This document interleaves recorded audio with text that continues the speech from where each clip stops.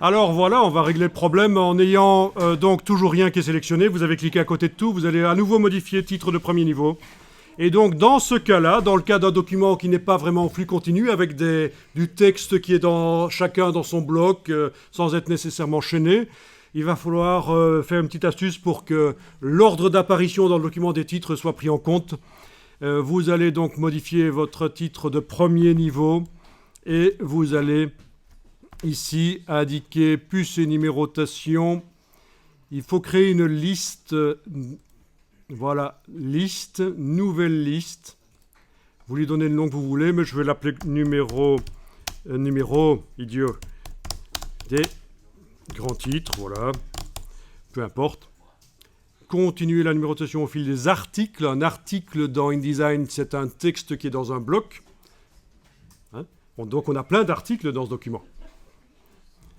Voilà. Le livre, ça c'est une autre histoire. Ça, c'est quand on fait plusieurs documents InDesign qui, ensemble, créent un long document. Quand on veut faire des documents de 300 pages dans InDesign, on ne fait pas un document de 300 pages. On fait par exemple 10 documents de 30 pages, ça s'appelle un livre. Et on les relie ensemble, ils partagent des styles de paragraphes communs. Mais c'est une autre histoire. En tout cas, voilà, vous avez fait une nouvelle liste, voilà, nouvelle liste ici. OK. Et qu'est-ce qui se passe? Eh bien, on dirait que ça marche. Voilà.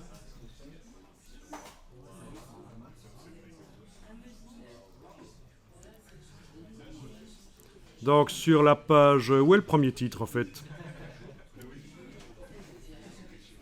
Ah oui, le premier titre est sur la page 6. Et les titres suivants sont dans la continuité. Sur la page ici 18, on a le numéro 2. Pas de problème, page 18. Ensuite, page suivante encore, page 20, on a le numéro 3, etc. Ça marche. Parfait. Donc, vous voyez, il y a une petite astuce. Quand on veut faire dans un document InDesign plusieurs numérotations, de toute façon, il faut vraiment créer des listes. C'est ce qu'on vient de faire.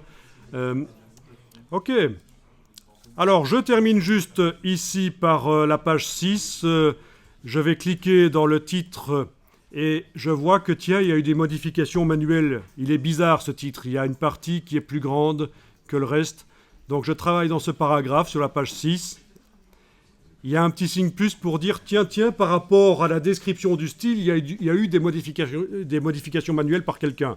Je vais faire Alt-clic sur le style, ça réapplique le style. Donc là, toutes les lettres ont la même dimension.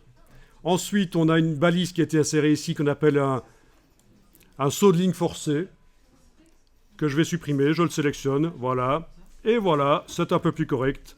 Et notre document commence à s'améliorer.